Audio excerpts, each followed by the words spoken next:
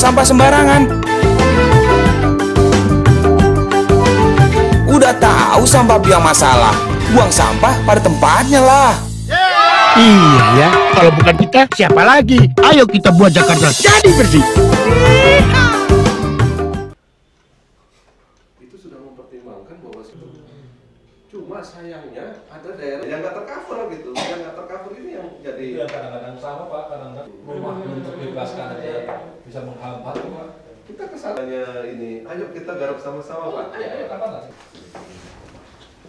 Selamat pagi Pak Wagub. Selamat pagi Pak. Ya. Lama juga. Ya penting Pak, benar Pak ini. Banyak lagi ini, banyak salah juga Pak. Banyak ngomong kan banyak salah kan. Baik Pak. Ya, terima kasih Pak.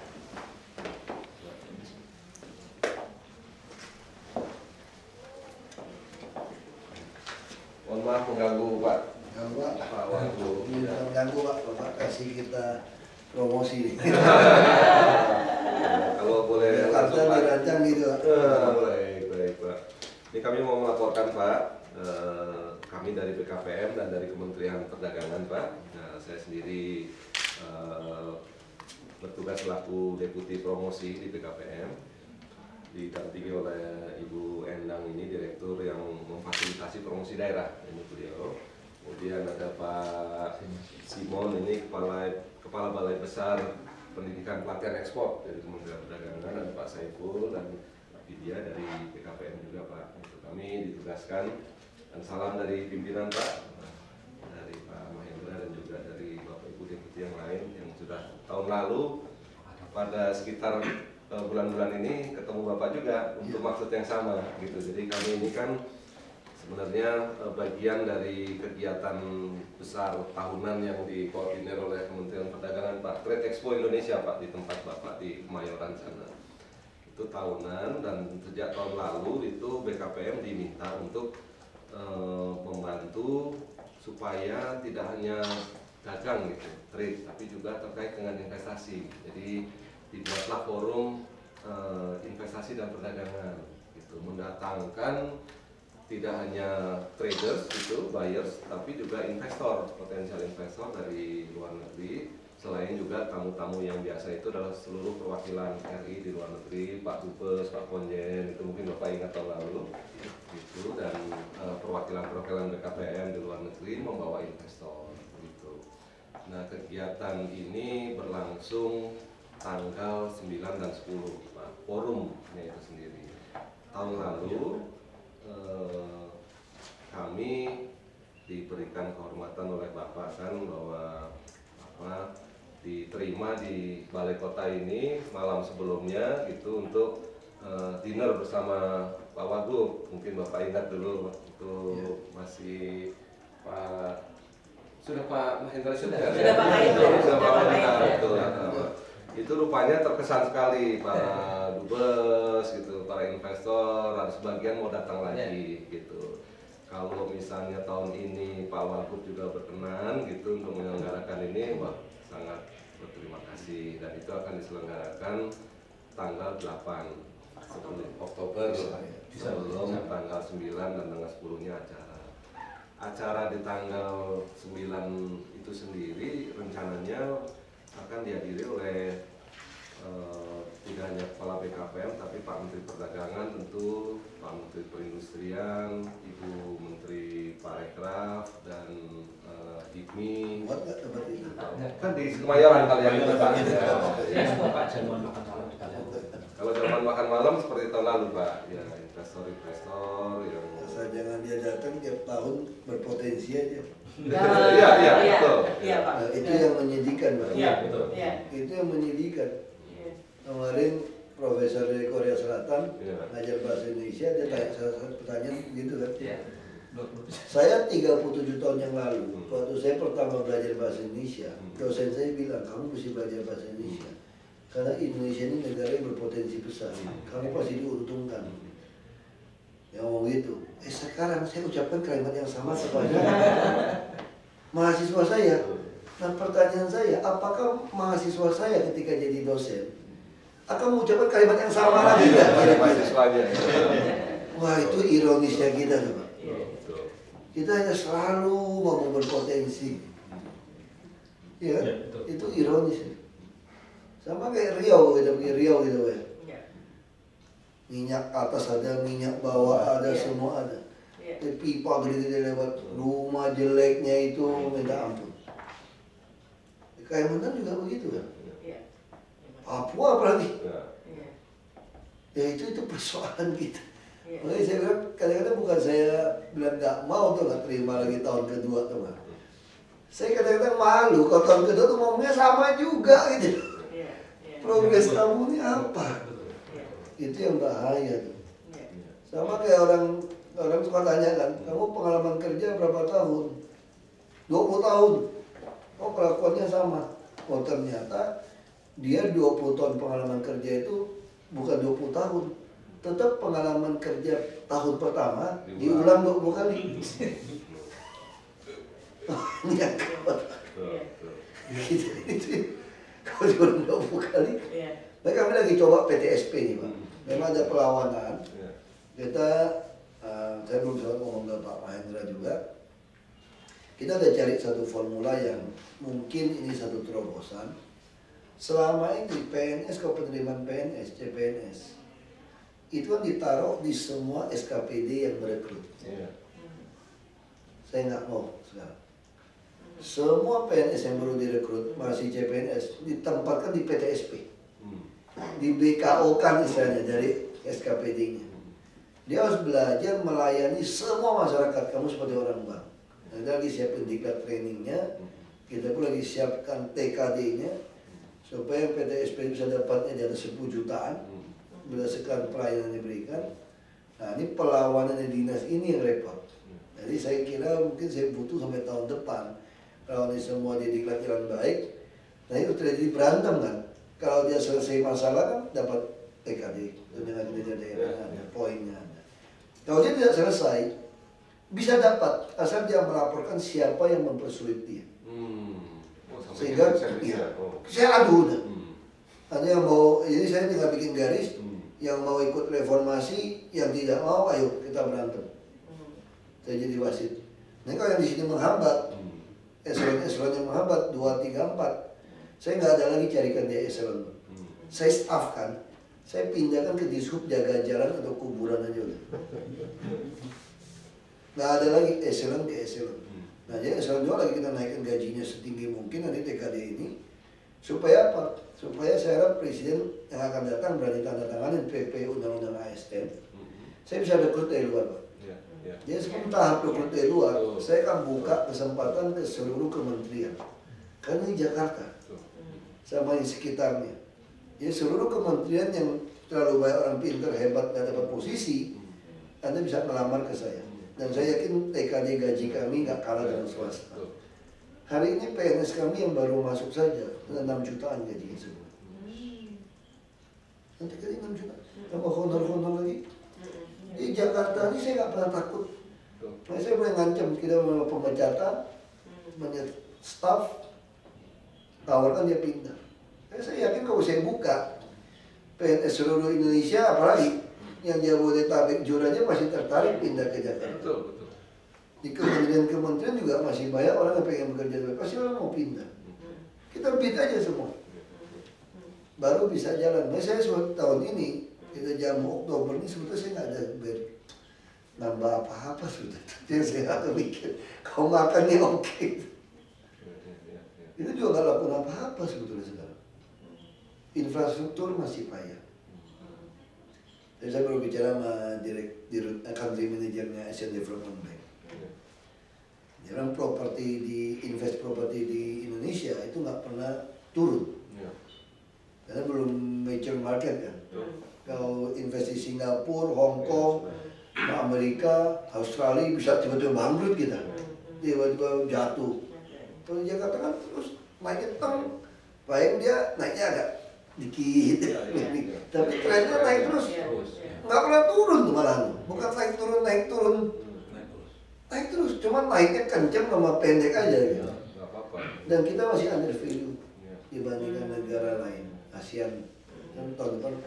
Jadi kami lagi berpikir tahun depan, nah mudah-mudahan saya bisa membangun jaringan kereta api, bukan berbicara menghubungkan koridor ke koridor. Makanya kemarin dia bikin buat saya itu salah. Mereka selalu merancang transportasi massal itu berdasarkan koridor. Loop line ini utara selatan timur barat, itu oke, bagus. Itu adalah teori menurut saya, mungkin saya salah Pak. Menurut saya itu teori ketika sebuah kota itu didesain infrastruktur dulu. Anda bisa ngomong utara selatan 1, 2, 3, 4, itu teorinya begitu. Kita ambil Amerika contoh, hampir semua Eropa berdasarkan grid, blok. Karena dia bangun infrastruktur dulu. Coba Chicago kok enggak? Kenapa Chicago itu nyempil-nyempil kereta di semua gedung-gedung, nyempil gedung? Aku lagi berpikir, mungkin ini ada hubungan dengan film Godfather The Al Capone kira-kira. Itu kisah nyata kan? Mungkin dulu memang saking mafianya, itu kota dikontrol oleh mafia. Dia mau bangun properti seenak jidatnya. Mau tinggi berapa, semua sogok polisi, semua bajingan, semua mau gimana? Ya saya mau bikin peruntukan apapun hak saya. Maka kita pemerintah jadi benar, bagaimana mengangkut orang-orang yang sudah begitu kacau. Di situ bisa ada kereta api yang elevated, nyempil-nyempil di belakang gedung semua.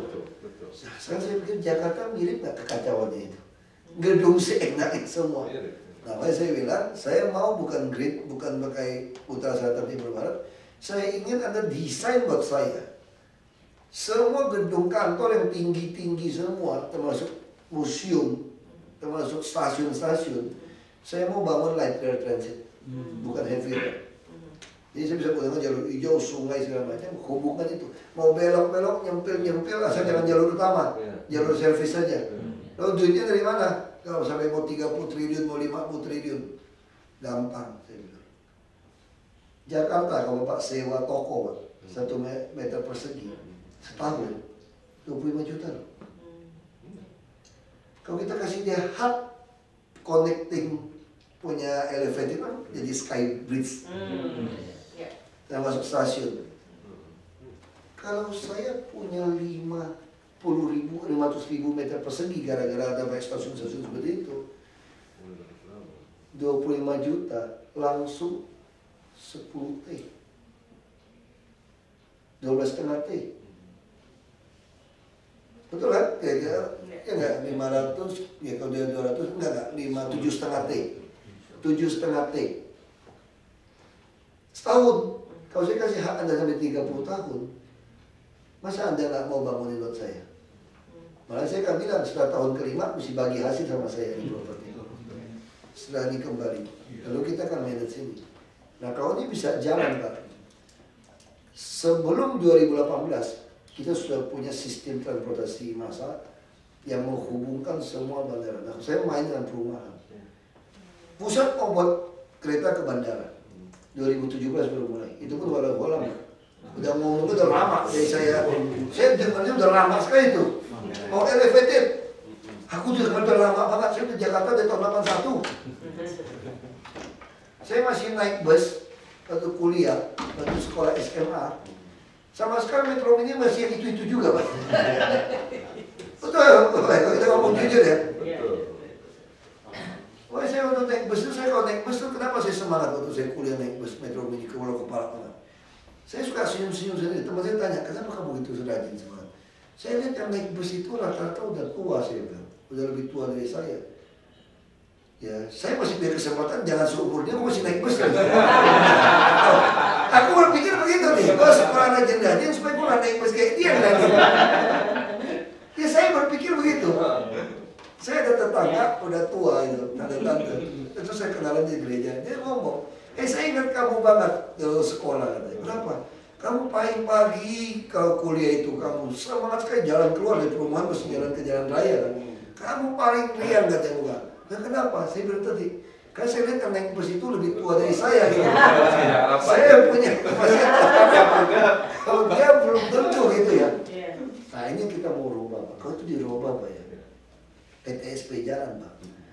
Saya yakin namanya foreign direct investment itu pasti naik. Nggak ada tempat yang sehebat Jakarta. Infrastruktur. Kita mau bangun pelabuhan laut di KBN. Nah, saya bilang Pak Jokowi, saya bilang, Bapak harus pikirkan bangun pelabuhan Roro semua. Ini baru kita bicara banyak cocok. Kita bisa ngobrol murah gitu. Saya lihat dari Aceh semua satu harga. Dan bangun floating kayak batu bara. Saya dulu pernah kerja di batu bara. Jadi gimana caranya supaya pelabuhan yang murah? Satu kapal besar bisa kita bobok untuk jadi floating port. Untuk supaya orang gampang ngambil. Jadi si kapal ini nggak perlu terlalu masuk ke dalam kan. Itu kalau volume cukup banyak bikin floating port.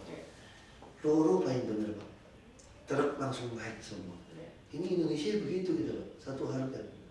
Jadi otomatis inflasi bisa kita tekan. Dan lakukan non-cash transaksi.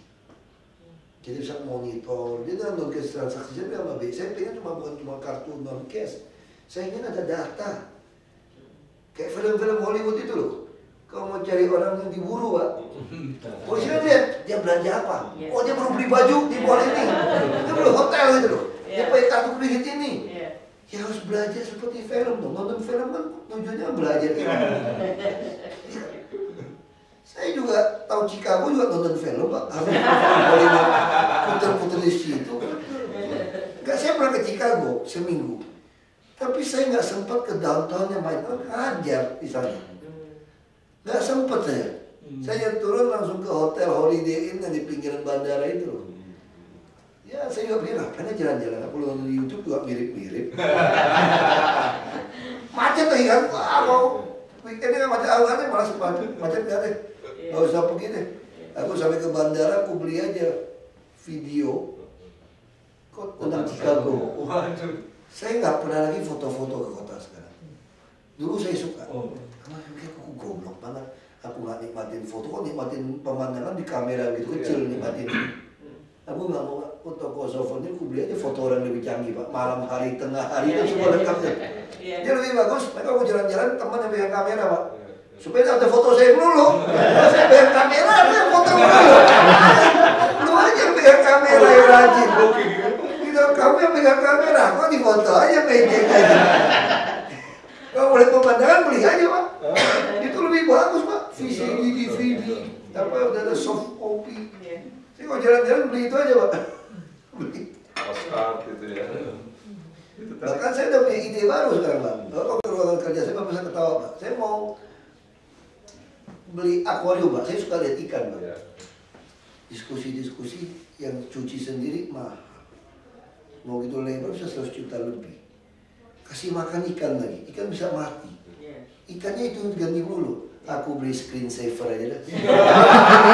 Ikan habis itu ada bunyi air, bisa kasih makan lagi, bisa beli ketik makan. Terus ikannya bisa muncul dari luar kan, keluar. Seolah-olah akuarium. Wah, ini pada kalau kagak mati, kagak ganti air. Ikannya bosen bisa saya tukar-tukar. Tukar ikan repot itu Pak. Ini cara itu aja. Makanya saya sekali itu nggak baik di Jakarta pasti hebat Pak. Kami akan bangun lagi kasih investor Pak ya. Marriott akan masuk, Marriott Internasional membangun 2 resort di Pulau Seribu. 2 tahun selesai. Di pulau mananya Pak? Di pulau apa ya? Lupa namanya itu. Pokoknya pulau yang agak kecil lah. Jadi pulaunya kecil. Pulau apa namanya? Pulau panjang atau pulau apa? Saya nggak tahu. Sepak itu. Jadi dia akan buat kayak Maldives. Maldives kayak gitu bikin. Nah kita mau bikin kayak gitu. Nggak kalah sama Fiji lagi. Nggak usah jauh-jauh. Dekat. Tapi saya wajibkan dia, kamu beresin saya pelabuhan luar batang saya. Ya sekarang saya tekniknya tukar sama pengusaha. Kamu saya izinkan, kamu bantu saya beresin darat ini apa. Jadi tahun depan, di darat 2 tahun kita akan menyelesaikan 15 bangunan berantakan di Kota Tua. Dan setelah jalan tembus saya selesai, yang di belakang BNI, nanti antara BNI, Museum Fathahillah dan Museum Keramik, itu semua ada plaza. Dan ada pohon di situ. Kita mau yang serap, ada semen Indonesia, ada kondok yang bisa serap air. Saya udah ketemu mereka ngomong. Ya kita mau seperti itu. Di daerah Serapan begitu banyak, terus ada pohon, ya orang semua jalan kaki, keluar dari kereta situ. Mungkin yang saya lagi pertimbangkan, mungkin nanti light rail lewat, Transjakarta mungkin masih lewat. Hanya itu yang lewat sekali-sekali. Tapi yang lain nggak boleh lewat. Nah, lalu kita mau bangunkan satu hotel, ya kayak hotel VOC zaman dulu di Tongkol Cengkeh, ada 1,2 hektar tanah. Ya nanti satu komplek itu orang begitu masuk ke luar Batang, Pak. Bapak akan langsung lihat 2 masjid tower luar Batang. Saya mau bikin plaza semua itu. Jadi dari situ bisa jalan ke Museum Bahari, pasar ikan yang lama. Lalu Waduk Pluit sekeliling itu clean. Dan antara Muara Baru, Pelabuhan Nizam Zaman dengan Pantai Mutiara kan satu teluk buatan. Itu saya mau bikin pelabuhan yaks, parkiran yaks. Karena Jakarta ini banyak orang datang tuh nggak ada tempat. Jadi bisa parkir yaks kan. Itu jadi satu hubungan dengan light rail sampai ke bandara, sampai ke Ancol, sampai ke Kelapa Gading, sampai ke jeep kita yang mau bangun itu properti itu macam-macam, Plomas, dia semua dia segabung bikin.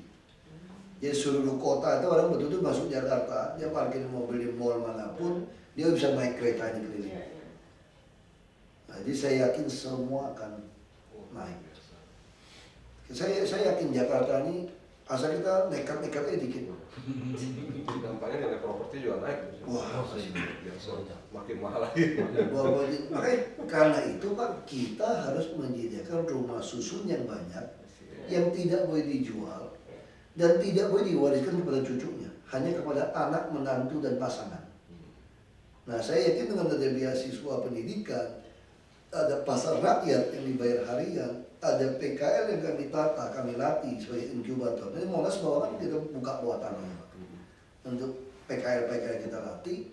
Tapi dengan syarat juga, ini toko kios ini nggak bisa Anda wariskan pada cucu, hanya kepada anak menantu atau orang yang Anda mau wariskan kepada seorang yang tidak berkeluarga atau orang tua. Nah, sehingga kalau dia baik, orang udah kaya, kalau udah dagang ke mall nggak mau dagang di PKL lagi kan, Pak. Ini akan untuk pemula berapapun hilang. Nah, saya lagi bilang sama Semen Indonesia, Anda kenapa masukkan e-katalog precast sama bangun building? Wika juga sama. Wika punya. Kita nih maunya DED, X-Min 1, apa-apa. Saya bisa ngomong 100.000 unit 1 tahun, duit banyak. Masa nggak bisa? Swasta pelan kan kata hitung-hitung pasar, hitung-hitung balik modal, bunga pinjaman macam-macam. Ini udah jelas yang tinggal di pinggir sungai lebih dari 100.000 rumah, kalau ada bawa 100.000 juga keserap. Nah, di tengah-tengah kota, kita ada pengelompokan, pasar itu kita juga mau bangun kayak pasar Minggu, pasar Rumput, itu yang 28 lantai Pak, rumah susun. Itu saya akan menyewakan apartemen harga kos 3 juta aja sebulan. Nah, kelas menengah yang pakai dasi, asal dia membuktikan dia kerja daerah situ dan tidak ada parkir mobil, dia beli rumah di pinggiran. Tapi dia dengan keluarga kecilnya pasti memilih tinggal situ kan, di bawah juga ada PAUD, ada sekolah, minimal PAUD sama TK, pasar. Nah, kan membuat orang yang kerja itu dia jadi naik Pak, lebih kaya. Karena dia nggak bisa transport, nggak bisa energi, berpikir lebih baik kreatif. Dia tak beli rumah di pinggiran, mungkin weekend Jumat dia baru pulang. Atau mungkin karena dia nggak mau pulang, karena bawahnya juga mall, bisa langsung naik kereta. Dia hanya investasi rumah di pinggiran. Nah, ini akan membuat suasana beda. Daya saing kita untuk masyarakat Asia Tenggara pasti kita menang. Tapi kita punya penduduk itu besar, pasti kita menang. Itu bisa nyedot dari Singapura. Iya, pelayanan segala macam. Kalau Pak Jokowi berani nih, saya bilang pajak penghasilan kita itu kira-kira 27%. Singapura tuh 15, Rusia 13, Singapura 17, Rusia 13. Bapak bikin 15% aja, atau 17%, bikin pemutihan semua masa lalu. Wah, saya kira 300 miliar dolar juga masuk. Niatnya harus ke Jakarta. Harus jangka panjang ya. Nah, orang semua bayar pajak, karena semua dipaksa dengan imani kan transaksi kan. Tapi Gubernur BI punya rencana, kalau Menteri Keuangan berani, celah hukumnya, kalau Anda transaksi dengan imani, pajak 10% Anda tuh diskon 10%.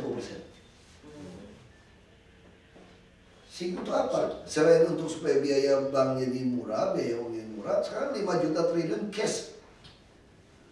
girar uang yang berjalan.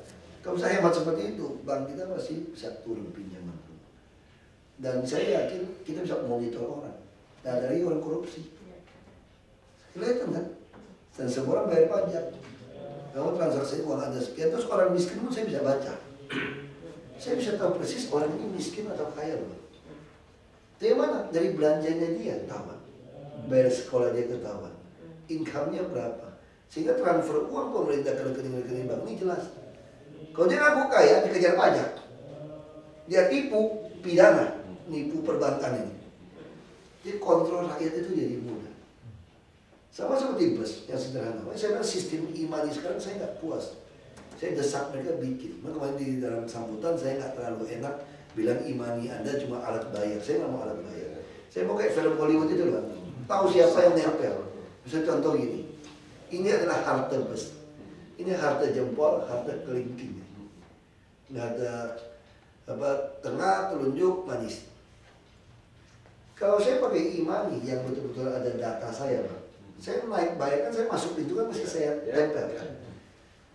Langsung di komputer keuangan tetap dong. Oh, Ahok naik jam 6 di halte ini. Terus saya keluar dari sini nggak tempel dong keluar. Kalau di luar negeri keluar juga masih tempel kan. Ada pintu. Itu lebih ideal lagi. Kalau keluar juga nempel, lebih ideal lagi. Saya bisa tahu, oh Ahok jam 6 keluar situ jam 7. Saya juga bisa mengevaluasi bus saya ini lambat atau cepat. Kenapa bisa cepat? Karena dari situ jam kelihatan. Terus saya juga bisa evaluasi, loh kok keluar di sini? Kan nggak ada bus jurusan dari Jempol ke Kelingking. Berarti dia harus ke yang telunjuk. Telunjuk kenapa ke sini? Nggak ada juga. Berarti dia mesti ke tengah juga. Ini nggak ada juga. Oh dia mesti ke manis. Artinya orang ini pindah 3 halte untuk capai tujuannya. Dengan data itu, Pak. Lalu saya mulai tahu, oh kalau dia pindah 3 berarti saya nyiapin dia 4 bus. Satu orang ini naik 4 bus ini. Rugi dong saya, penuh. Halte saya juga penuh. Nah kalau jumlah udah pasti, jamnya pasti, kenapa saya nggak tambah bus baru langsung Jempol ke Kelingking? Orang juga suka naik bus. Jadi ini cara-cara modern yang bisa kita pakai. Ini ide ini dari nonton film, Pak. Yang dilacak kamu sampai mana, isi bensin, masuk tol. Jadi kita monitor semua orang. Kalau cara India bantu orang miskin, Bang, dia belajar dari India, dari Bank Dunia pada cerita. Orang miskin kalau ada bencana, nggak ada bagi nasi bungkus, Bang. Harus beli nasinya semua. Duitnya saya kasih ke dalam kartu e-money, Anda tap. Situ ketahuan. Kalau sekarang mati. Seci bantu 3.000 bungkus. Bank Mandiri 3.000 bungkus. Sosial juga bilang 3.000. Orangnya cuma 1.000. Kemana nasinya? Jangan-jangan orang sosial saya nggak masak 3.000. Cuma masak 300, dia ngaku 3.000. Kalau dengan ini ketahuan. Terus kalau orang ini kadang diambil. Terus kalau dikasih uang, dia belinya Pampers 2 lusin. Dia nggak boleh beli nasi. Berarti ini orang kurang ajar mau jualan. Betul. Harus dibantu lagi. Ya banyak sekali orang miskin juga belum tentu nasi. Kok dia pengen dapat baju? Nah ini harus kita kontrol. Di Jakarta semakin miskin orang, dia harus semakin punya rekening bank. Saya mau bikin ini Bank DKI supaya bantuan saya itu tepat. Sekolah, keluarga, mau bantu rumah apapun semua saya kontrol. Anda bilang mau renovasi rumah, oke, saya transfer ke rekening Anda 10 juta. Lo kalau Anda nggak renovasi, minta lagi ketahuan menipu. Lo biar mati ya, gue biarin, kasih pelajaran. Anak mau aja baru kembali. Ini sistem. Ini pasti lah, investasi nggak usah muluk-muluk kalau kita lakukan seperti ini. Karena kita dimonitor kan, apa kita jadi kantor pusatnya ASEAN. Kalau penerbangan diperbanyak, kalau juga mau bangun bandara, Pak. Karena bandara ini nggak cukup tampung. Ya. Kalau kita bisa punya bandara lagi nih, wah DKI 150 tema merem APBD.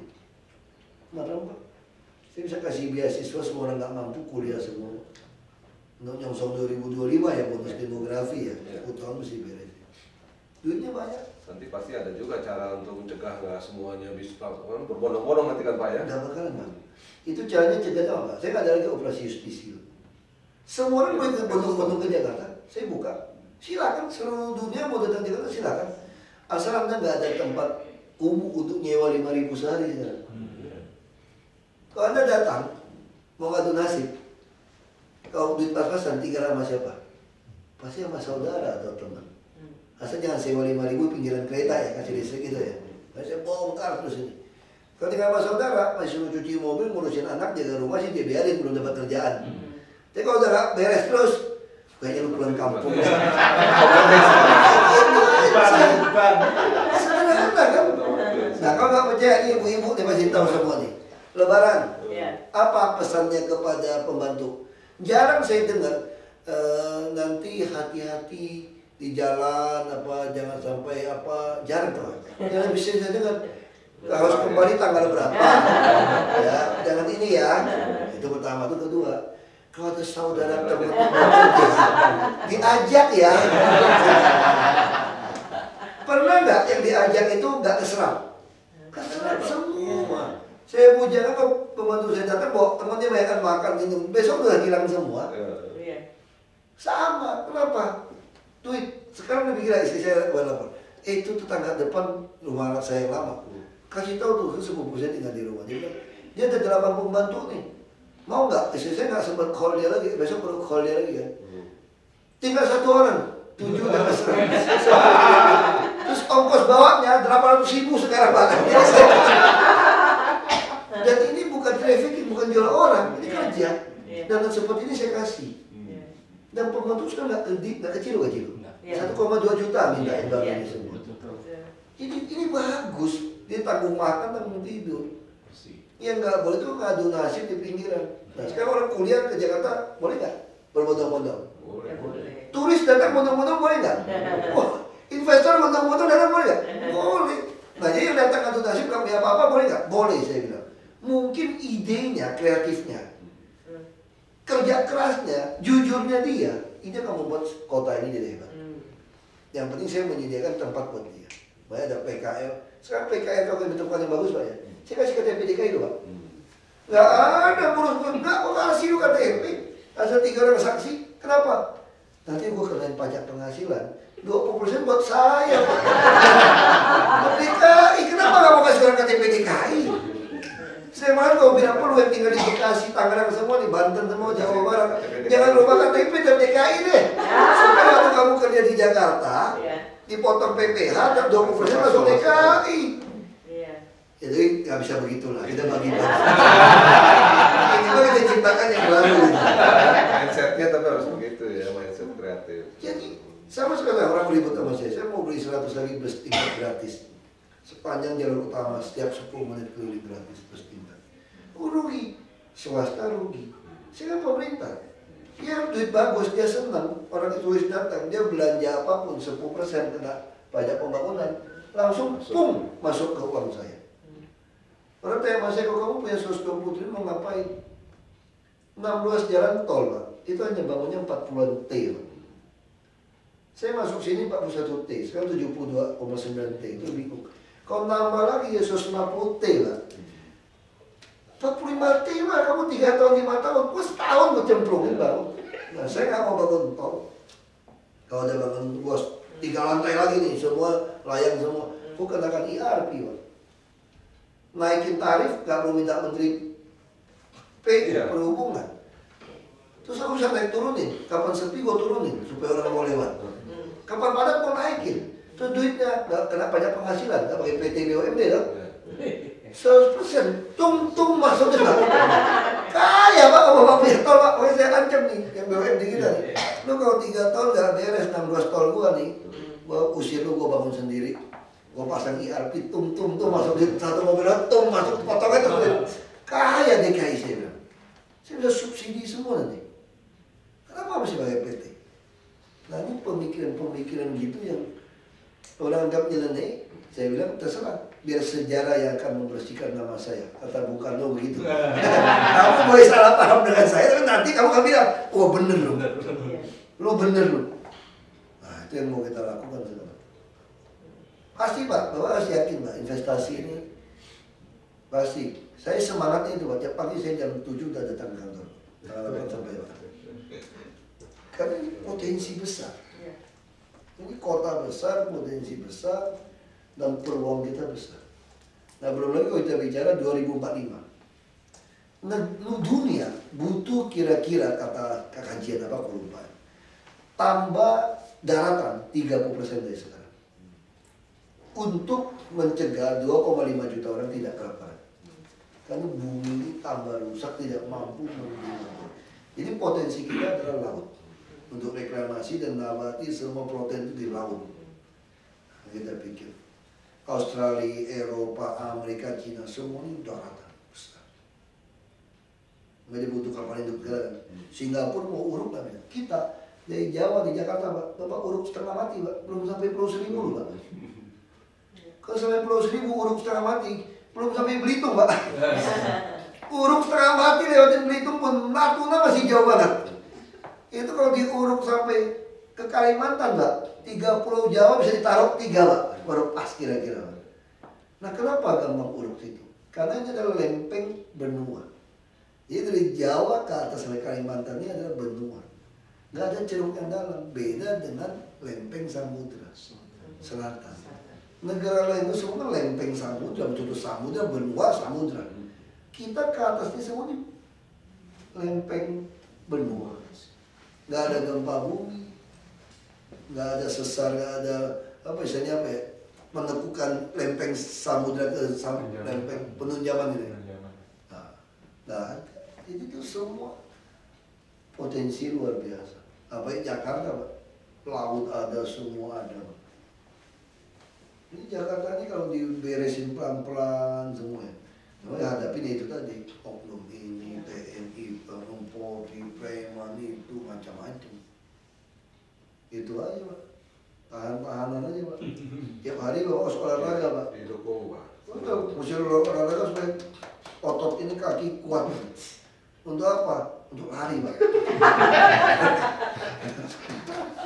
Kalau berantem itu cuma di film kungfu Pak, 1 lawan 10 itu film Pak.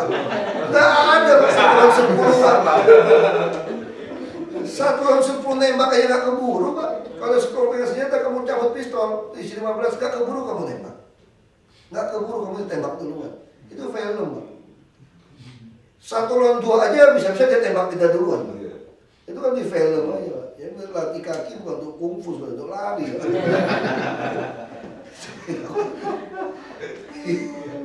Gak ada, itu cerita film itu. Filmnya film silat, film apa itu film Pak. Lawan itu banyak. Yang asli itu gak ada tuh. Tentang gimana. Jadi kita langsung terima ini ya. Iya, terima Pak. Nanti kami koordinasikan dengan minimal cerita-cerita ini perlu disampaikan aja. Saya sengaja cerita ini. Kalau nggak ada cerita baru kita. Masa tahun lalu ulang 2 kali. Nah saya nggak suka tuh jamu orang ulang 2 kali. Ya kan mesti kasih sesuatu aja kita ketemu lagi formula baru. Bisa ditularkan ke daerah lain dan para kepala perwakilan Pak Dubes segala macam itu. Kita tular Pak. Kalau Bapak setuju kita upload ke YouTube Pak. Dan kalau Bapak setuju pertemuan ini upload kita langsung upload. Kita caranya gitu. Jadi semua rapat kami pun kita videokan. Sehingga ketika wartawan menafsirkan yang salah, mengambil yang salah online, kami bisa keluarkan yang utuh. Oh jadi kalimatnya itu keluar itu dalam rangka ini loh. Narasinya di situ. Rapat semua penonton properti semua diupload. Jadi orang tahu persis kenapa kami mengambil keputusan seperti ini. Rapim pun tidak upload sekarang. Dia nggak ada rahasia lagi. Jadi orang bisa belajar. Orang juga jadi belajar loh di rapim-rapim badan koordinasi pemanfaatan ruang daerah itu. Orang belajar TPOT itu kan, tim pemanfaatan untuk tanah itu. Jadi orang belajar. Kenapa apartemen ini boleh? Kenapa ini nggak boleh? Kenapa peruntukan ini ditahan? Kenapa ini boleh? Kenapa nggak boleh? Jadi orang belajar. Jadi daerah lain bisa belajar. Itu yang kami mau lakukan. Jadi kalau kami tidak di sini lagi pun, semua yang kami lakukan adalah bahan kuliah. Bahkan Ciputra University, dia minta saya 2 jam, 3 jam. Dia jadikan saya sebagai bahan kuliah untuk kepemimpinan di sana. Jadi ambil potongannya. Saya nggak perlu ngajar. Itu disebarkan untuk kuliah online. Diambil. Jadi setiapnya ini ide-ide baru. Yang di Ciputra Entrepreneurship itu Pak. Ya.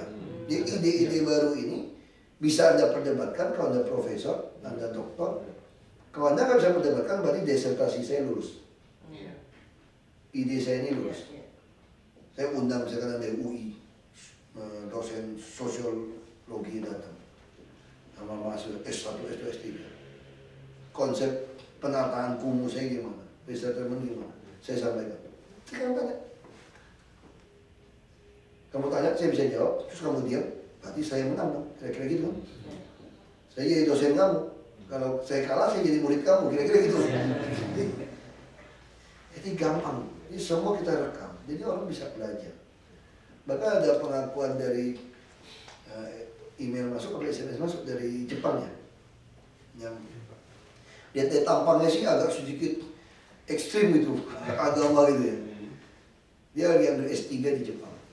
Dia bilang, dia menjadikan bahan saya rapat itu sebagai bahan kuliah untuk dia susun. Ini soal kota, soal apa persoalan. Karena dia lihat kan, karena nggak ada yang saya sembunyikan. Setiap rapat tuh kita rekam, setiap putusan kita rekam. Ya ini yang di-upload, dia orang belajar. Yang lama-lama tahu loh kayak gini, kayak gini, kayak gini. Jadi kalau kita mati pun udah ninggalin konsep.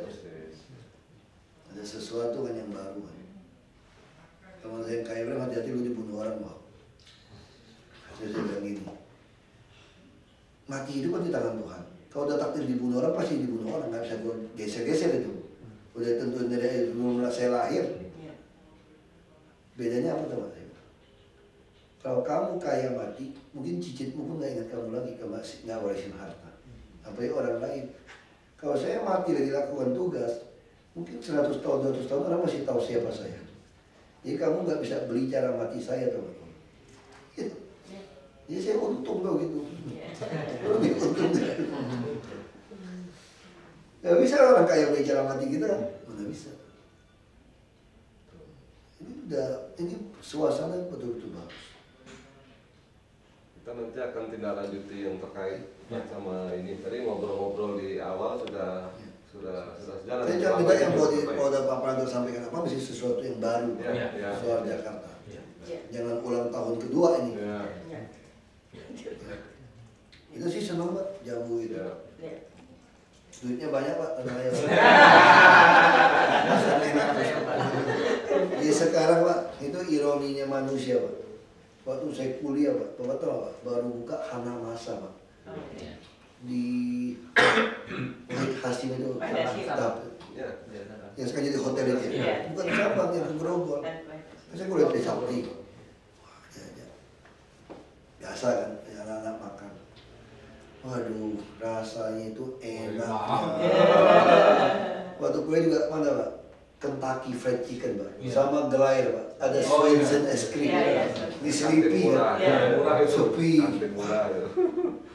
Bisa makan Kentucky tuh rasanya tuh mewah tuh, makan es krim apa.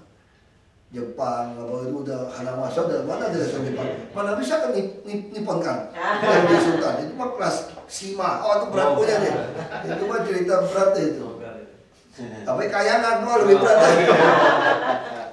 Sekarang lagi bayar mahal-mahal, 3 juta 5 juta makan. Chefnya orang Jepang. Sekarang ada duit, gak berani makan kan?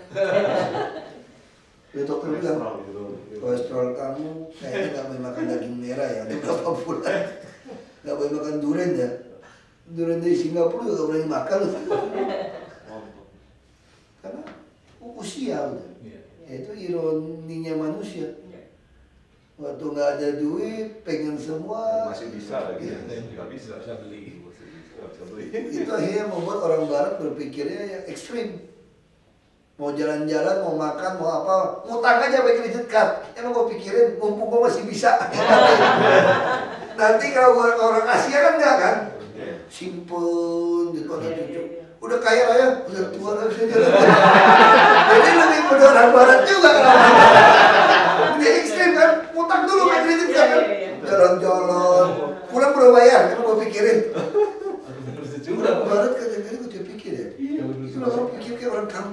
mikir loh, ya nggak mau sekolah tuh Bang. Besok ada beras, gak ada beras, emang gue pikirin Bang.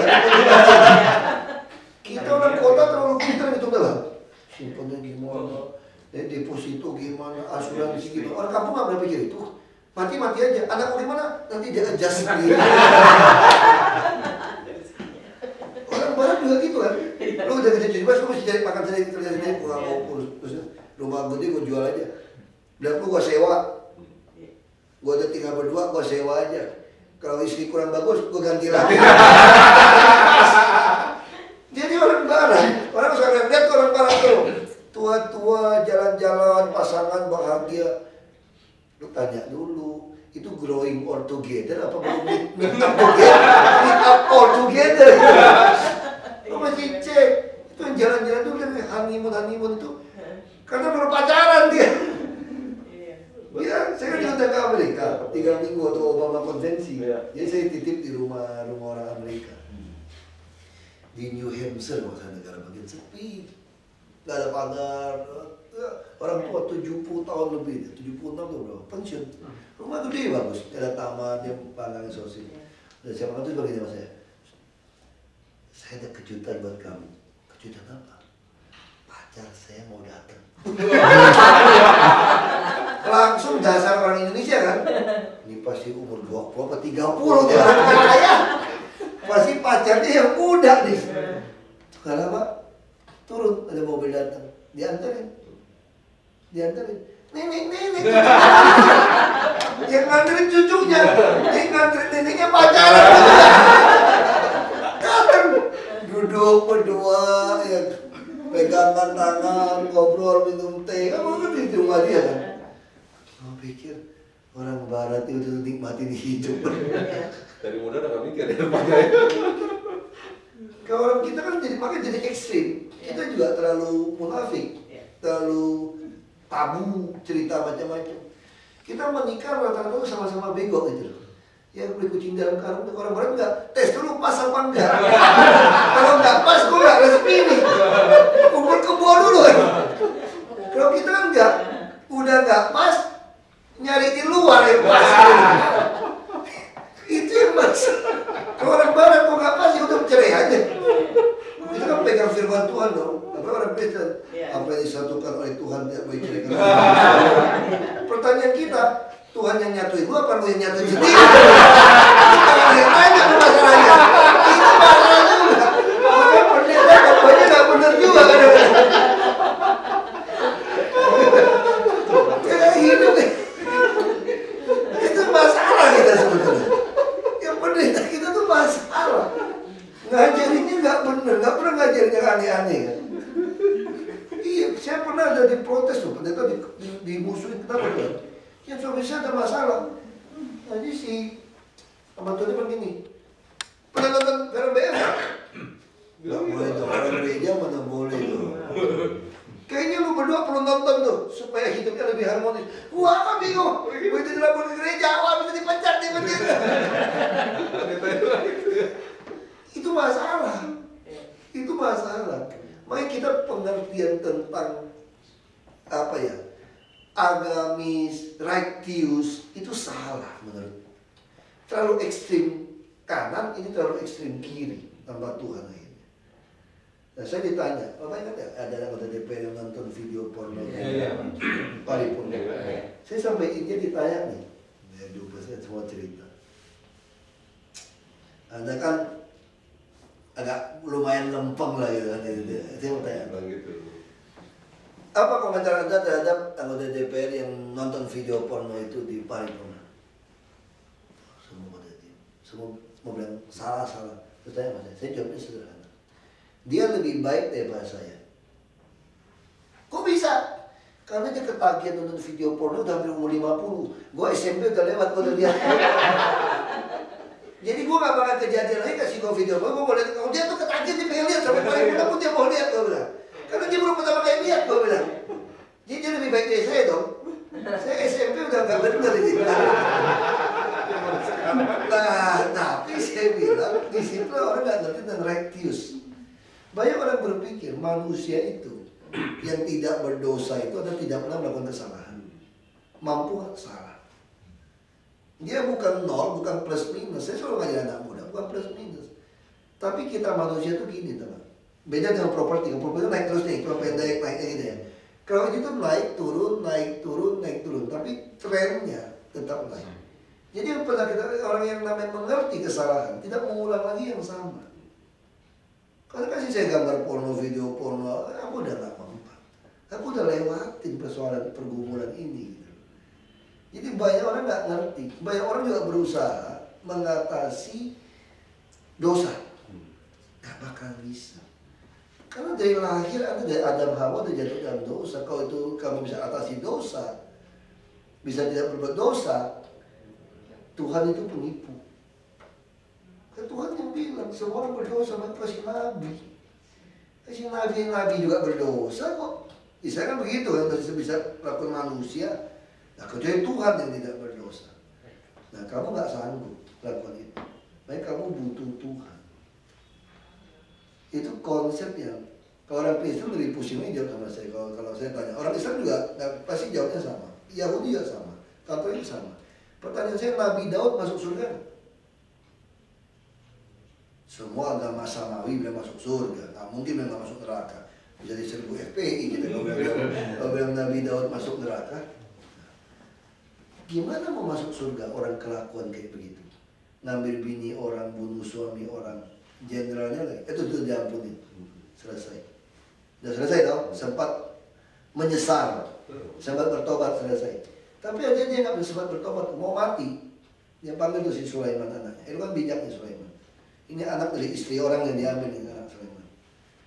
Lo mesti ingat ya, itu ada si Barzilai. Waktu bapakmu kabur dari kerajaan, dia baik-baik sama bapak. Ya anak-anak lo mesti ingat baik-baik ya. Mesti baik-baik sama anak-anaknya. Tapi lo juga mesti ingat si Job sama si Sime itu. Itu dua orang kurang ajar, tapi si Sime itu. Waktu bapakmu lari dari abangmu Absalom, kira-kira. Itu si Sime itu timpukin gua sama batu, sama ngutukin gua tuh. Gua udah mau bunuh dia, tapi gua udah janji sama Tuhan gak boleh bunuh dia. Jadi lu tahu cara ngabisin dia gitu. Ada nggak orang mau mati wasiatnya suruh anaknya bunuh orang, berencana lagi bunuhnya. Kalau gitu nggak masuk surga dong si Daud.